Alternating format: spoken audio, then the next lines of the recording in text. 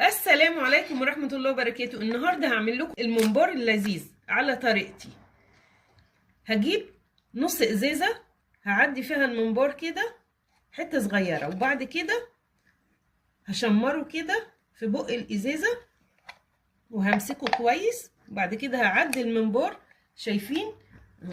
لو 10 كيلو هتعمليهم في ثواني، هتقلبي الممبار في ثواني. شايفين؟ ايه رأيكم؟ ايه رأيكم؟ المنبار بيتقلب لوحديه. ايه رأيكم؟ قلبت المنبار كله اهوت في ثواني.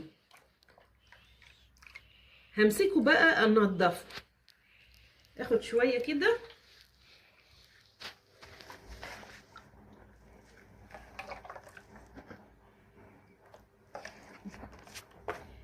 عشان ما يتخرمش. هجيب السكينة بتاعت الحلويات وهعمل ايه، همسك حتة كده وانضف انضف جزء على الجنبين. امسك الحتة هنضفها على الجنبين.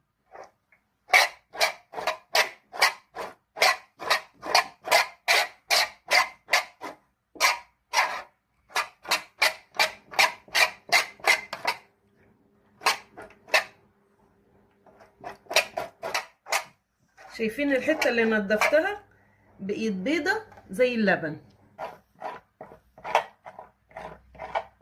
ايه رأيكم؟ توتة كمان اتعلمت اهي وبتنضف الممبار، وهي اللي هتعدله كله بعد كده.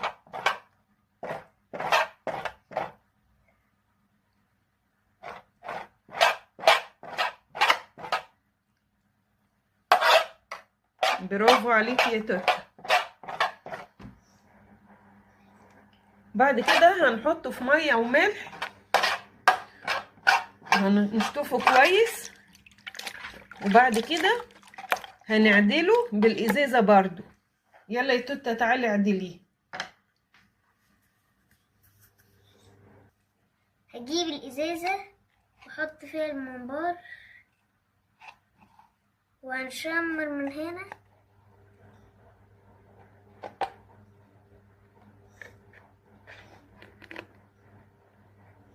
على بق الازازه